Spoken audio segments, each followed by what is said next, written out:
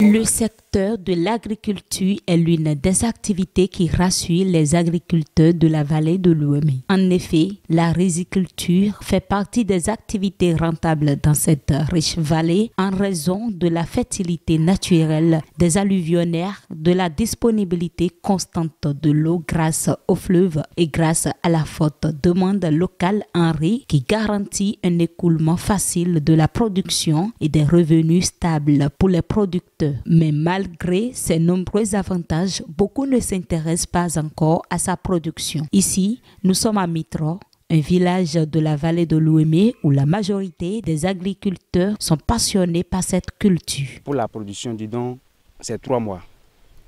Pour que ça donne bon rendement, bien produit, c'est 3 mois.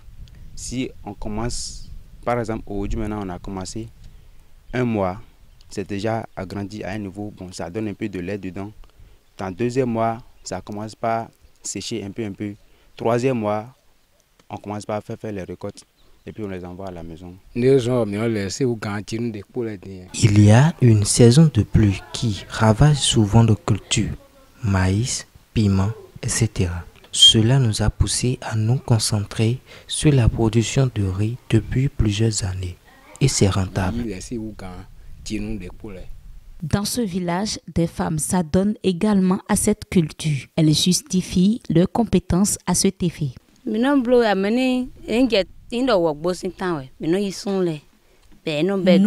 les femmes, sommes également capables de cultiver le riz, mais à un certain niveau, nous sollicitons l'aide des hommes pour dégager les herbes de l'eau. Nous avons souvent besoin de bâches et de motopompes.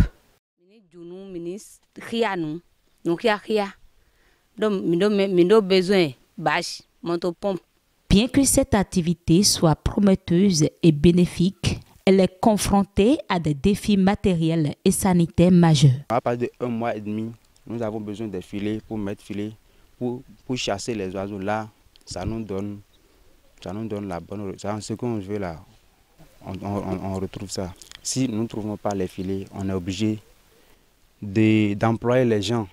Ils viennent s'installer dans l'intervalle de trucs là, au bord de champs, pour pouvoir chasser les oiseaux. Donc ils font cela jusqu'à ce que nous finissons toute la récolte d'abord avant qu'ils vont repartir à la maison.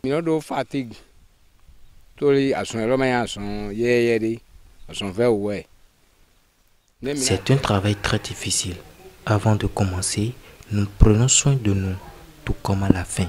Sinon, cela nous épuise complètement.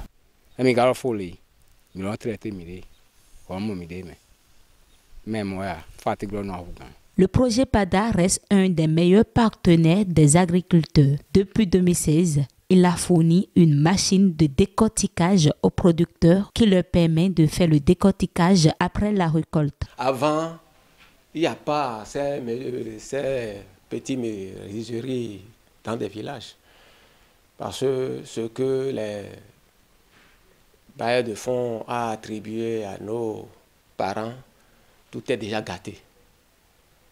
Et c'est dans ça que si nous cultivons, nous ne trouvons pas la serre vide pour décortiquer le riz parce que c'est les hommes seuls qui occupent de ça. Et nos enfants souffrent. Pour manger le riz, c'est des difficultés. Nous prenons ce que nous avons dans la poche pour acheter 1 kilo, 2 kilos. Mais comme nous produisons maintenant, on a cherché les voies et moyens que les projets nous ont attribués. C'est une machine que on est là pour servir tous ceux qui sont dans la vallée.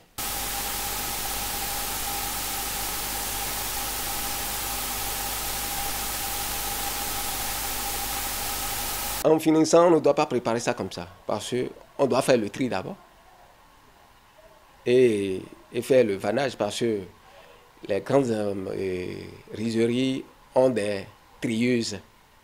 Et nous n'avons pas de trieuse ici pour trier aux producteurs. C'est les producteurs même qui prennent en charge la vannage, en plus le tri.